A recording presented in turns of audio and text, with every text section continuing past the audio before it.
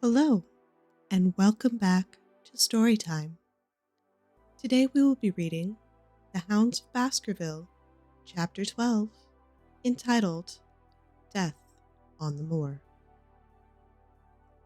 For a moment or two, I sat breathless, hardly able to believe my ears. Then my senses and my voice came back to me, while a crushing weight of responsibility seemed, in an instant, to be lifted from my soul. That cold, incisive, ironical voice could belong but to one man in all the world. "Holmes," I cried, "Holmes!" "Come out," said he, "and please be careful with the revolver." I stooped under the rude lintel, and there he sat on a stone outside, his grey eyes dancing with amusement as they fell upon my astonished features. He was thin and worn, but clear and alert, his keen face bronzed by the sun and roughened by the wind.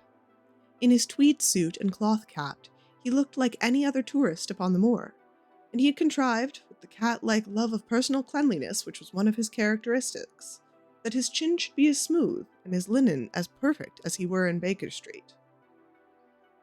"I never was more glad to see anyone in my life," said I as I wrung him by the hand. "Or more astonished, eh?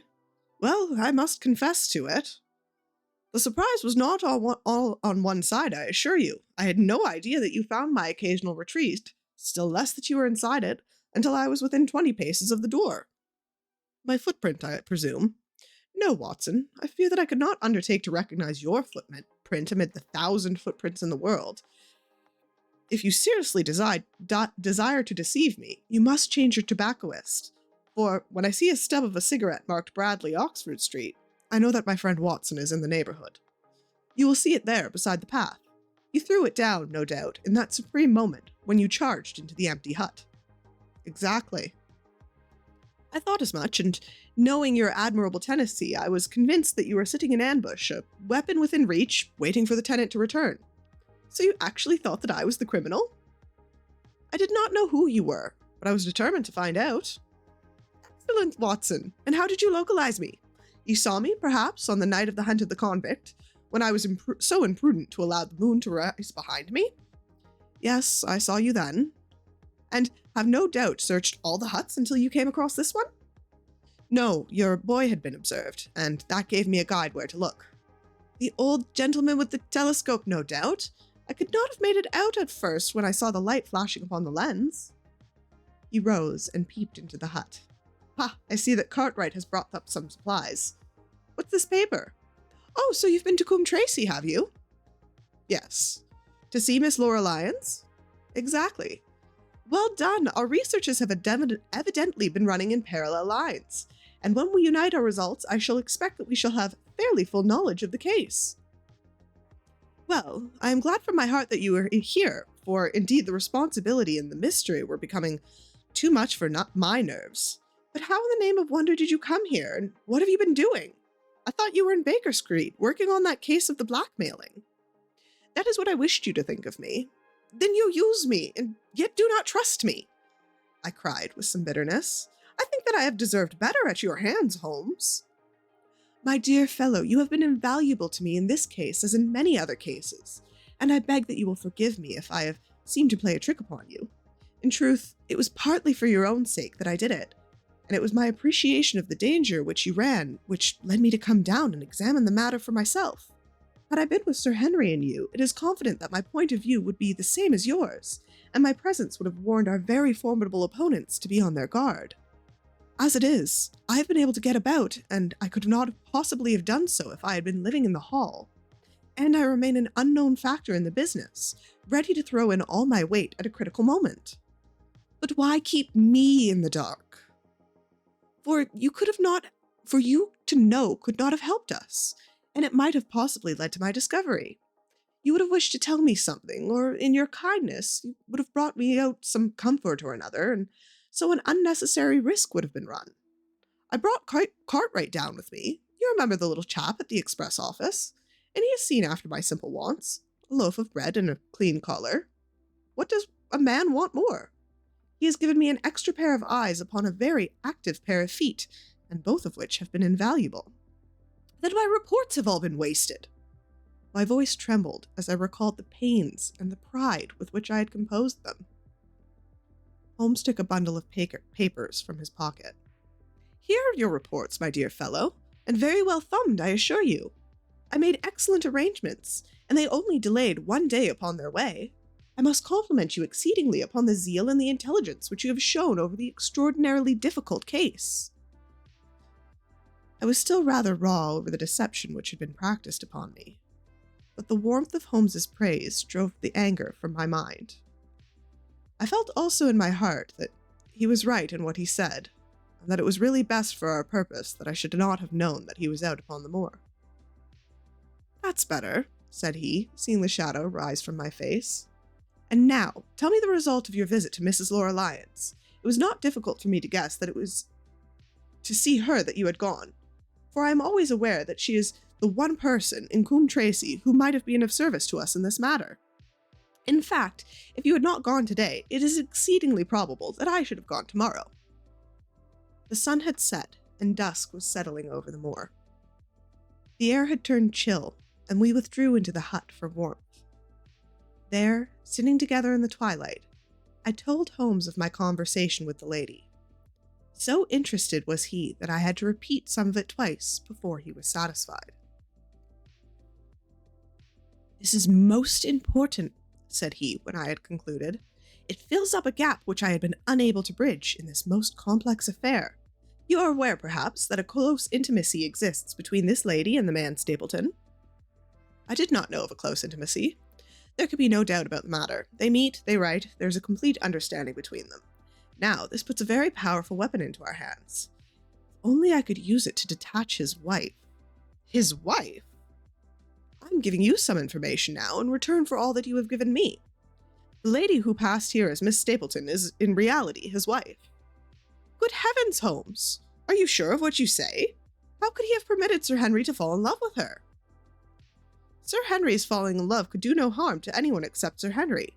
He took particular care to see that Sir Henry did not make love to her, as you yourself observed. I repeat that this lady is his wife, and not his sister. But why this elaborate deception? Because he foresaw that she would be very much more useful to him in the character of a free woman. All my unspoken instincts, my vague suspicions, suddenly took shape and centered upon the naturalist. In that impassive, colorless man, with his straw hat and his butterfly net, I seemed to see something terrible, a creature of infinite patience and craft, with a smiling face and a murderous heart. It is he, then, who is our enemy. It is he who has dogged us in London. So I read the riddle. And the warning, it must have come from her. Exactly. The shape of some monstrous villainy, half seen, half guessed, loomed through the darkness which had gripped me for so long. But are you sure of this, Holmes? How can you know that the woman is his wife? Because he so far forgot himself as to tell you a true piece of autobiography upon the occasion that he first met you, and dare I say he has many a time regretted it since. He was once a schoolmaster in the north of England. Now, there is no more easy to trace than that of a schoolmaster. There are scholastic agencies by which one may identify any man who has been in the profession. A little investigation showed me that a school had come to grief under atrocious circumstances, and that a man who had owned it, the name was different, had disappeared with his wife. The descriptions agreed. When I learned that the missing man was devoted to etymology, the identification was complete. The darkness was rising, but much was still hidden by the shadows. If this woman is his wife, where does Mrs. Laura Lyons come in? I asked.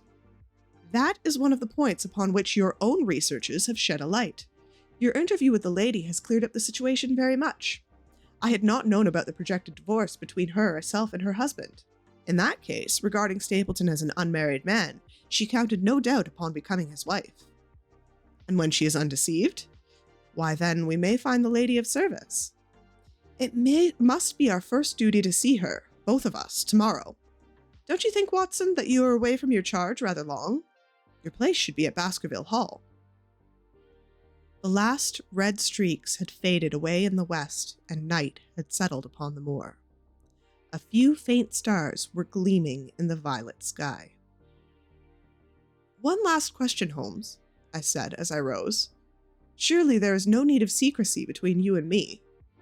What is the meaning of it all? What is he after? Holmes's voice sank as he answered.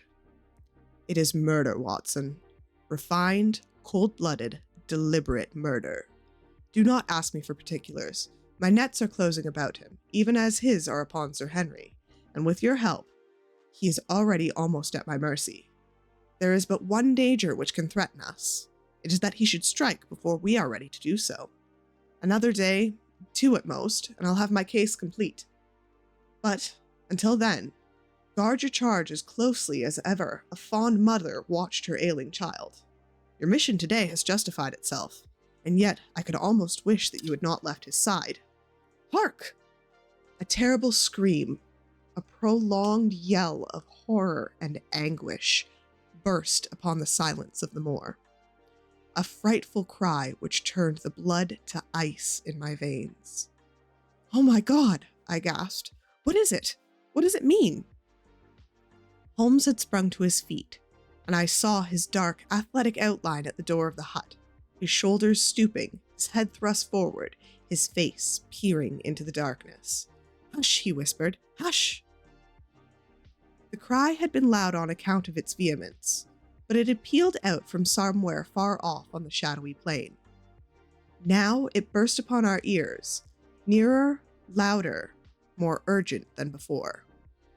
Where is it? Holmes whispered, and I knew from the thrill of his voice that he, the man of iron, was shaken to the soul. Where is it, Watson? There, I think. I pointed into the darkness. No, there!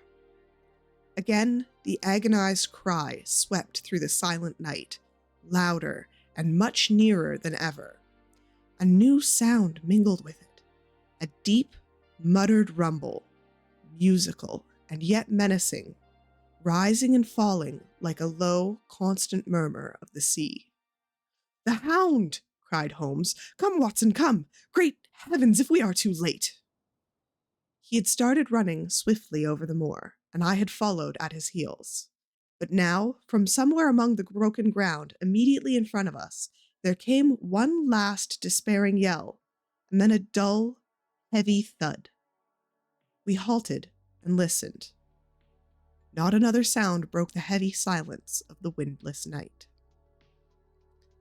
I saw Holmes put his hand to his forehead like a man distracted. He stamped his feet upon the ground. He has beaten us, Watson. We are too late. No, surely not. Fool was I that I hold my hand. And you, Watson, see what comes of abandoning your charge? But by heaven, if the worst has happened, we shall avenge him. Blindly, we ran through the gloom, blundering against boulders, forcing our ways through grouse bushes, panting up hills and rushing down slopes, heading always in the direction whence those dreadful sounds had come. Every rise, Holmes looked eagerly around him, but the shadows were thick upon the moor, and nothing moved upon its dreary face. Can you see anything? Nothing. But hark! What was that? A low moan had fallen upon our ears. There it was again, upon our left. On that side a ridge of rocks ended in a sheer cliff which overlooked a stone-strewn slope. On its jagged face was spread eagle some dark, irregular object. As we ran towards it, the vague outline hardened itself into a definite shape. It was a prostrate man face downward upon the ground, his head doubled under him at some horrible angle, the shoulders rounded and the body hunched together as if in the act of throwing a somersault. So grotesque was the attitude that I could not for an instant realize that the moan had been the passing of his soul. Not a whisper nor a rustle rose now from the dark figure over which we stooped. Holmes laid his hand upon him and held it up again with an exclamation of horror. The gleam of the match which he struck shone upon his clotted fingers and upon the ghastly pool which widened slowly from the crushed skull of the victim. And it shone upon something else which turned our hearts sick and faint within us. The body of Sir Henry Baskerville. There was no chance of either of us forgetting that particular ruddy tweed suit, the very one which he had worn on the first morning that we had seen him in Baker Street. We caught that one clear glimpse of it, and then the match flickered and went out, even as the hope had gone out of our souls. Holmes groaned, and his face glimmered white through the darkness. "The brute! The brute!" I cried with clenched hands. "Oh, Holmes, I should never forgive myself for having left him to his fate. I am more to blame than you, Watson. In order to have my case well-rounded and complete, I have thrown away the life of my client. It is the greatest blow which has befallen me in my career. But how could I know? How could I know that he would risk his life alone upon the moor, in face of all of my warnings? That we should have heard his screams. My God, those screams! And yet have been unable to save him. Where is this brute of a hound which drove him to his death? It may be lurking among these rocks in an instant. And Stapleton, where is he? He shall answer for this deed. He shall. I will see to that. Uncle and nephew have been murdered. One frightened to death by the very sight of the beast which he thought to be supernatural. The other driven to his end in his wild flight to escape it. But now we have to prove the connection between the man and the beast. Save from what we heard, we cannot swear of the existence of the latter, since Henry has evidently died from the fall. But by heavens, as cunning as he is, the fellow shall be in my power before another day is past." We stood with bitter hearts on either side of the mangled body, overwhelmed by the sudden and irrevocable disaster which had brought all our long and weary labors to so piteous an end. Then, as the moon rose, we climbed to the tops of the rock over which our poor friend had fallen, and from the summit we gazed out over the shadowy moor, half silver and half gloom. Far miles away, in the direction of Grimpen, a single, steady, yellow light was shining. It could only come from the lonely abode of the Stapletons. With a bitter curse, I shook my fist at it as I gazed. Why should we not seize him at once? Our case is not complete. The fellow is wary and cunning to the last degree. It is not what we know, but what we can prove. If we make one false move, the villain may escape us yet. What can we do? There will be plenty for us to do tomorrow. Tonight, we can only perform the last offices for our poor friend. Together, we made our way down the precipitous slope and approached the body, black and clear against the silvered stones.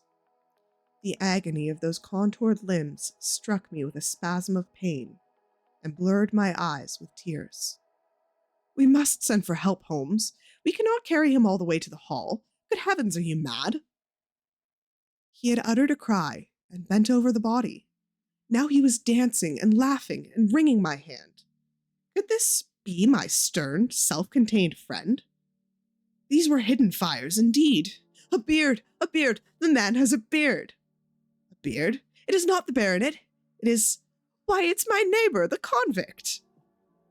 With a feverish haste, we turned the body over, and that dripping beard was pointing up at the cold, clear moon.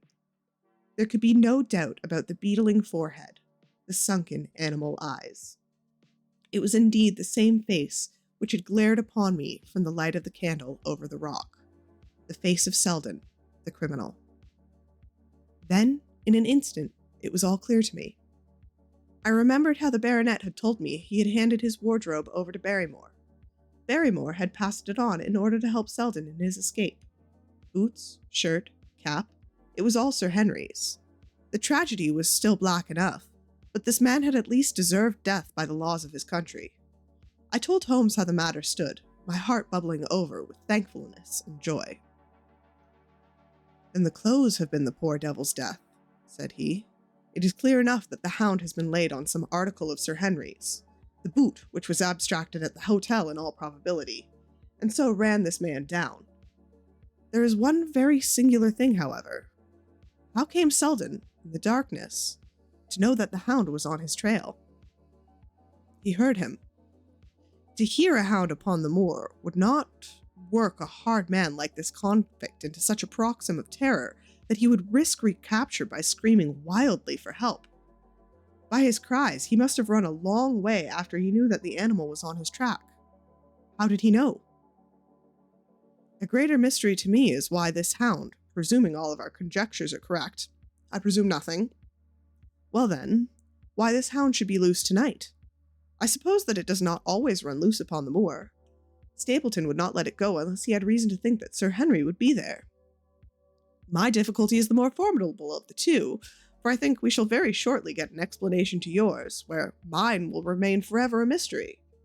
The question now is, what shall we do with this poor wretch's body? We cannot leave it here to the foxes and the ravens. I suggest that we put it in one of the huts until we can communicate it with the police. Exactly. I have no doubt that you and I could carry it so far. Hello, Watson, what's this? It's the man himself, by all that is wonderful and audacious. Not a word to show your suspicions. Not a word, or my plans will crumble to the ground. A figure was approaching us over the moor, and I saw the dull glow of a cigar. The moon shone upon him, and I could distinguish the dapper shape and jaunty walk of the naturalist. He stopped when he saw us, and then came on again. Why, Dr. Watson, that's not you, is it? You're the last man I should have expected to see out on the moor at this time of night. But dear me, what's this? Somebody hurt? Don't tell me that it was our dear friend Sir Henry. He hurried past me and stooped over the dead man. I heard a sharp intake of his breath, and the cigar fell from his fingers. Who's this? He stammered. It is Selden, the man who escaped from Princeton. Stapleton turned his ghastly face upon us, but by a supreme effort he had overcome his amazement and his disappointment. He looked sharply from Holmes to me. Dear me, what a shocking affair! How did he die? He appears to have broken his neck by falling over these rocks. My friend and I were strolling upon the moor when we heard a cry. I heard a cry also. That's what brought me out. I was uneasy about Sir Henry. Why about Sir Henry in particular? I could not help but asking. Because I had suggested that he should come over. When he did not come, I was surprised, and naturally I became alarmed for his safety when I heard cries upon the moor. By the way, his eyes darted again from my face to Holmes. Did you hear anything else besides a cry? No, said Holmes. Did you? No. What do you mean then? Oh, you know the stories that the peasants tell of a phantom hound and so on. It is said to be heard at night upon the moor. I was wondering if there was any evidence of such a sound tonight. We heard nothing of the kind, said I. And what is your theory about this poor fellow's death? I have no doubt that anxiety and exposure have driven him off his head. He rushed about the moor in a crazy state and eventually fallen over here and broken his neck. That seems to be a most reasonable theory, said Stapleton, and he gave a sigh which I took to indicate his relief. What do you think about it, Mr. Sherlock Holmes? My friend bowed his compliments. You are quick at identification, said he. We have been expecting you in these parts since Dr. Watson came down. You came in time to see a tragedy. Yes, indeed, and I have no doubt that my friend's explanation will cover the facts.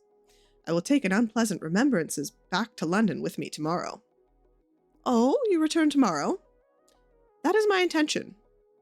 I hope your visit has cast some light upon these occurrences which have puzzled us.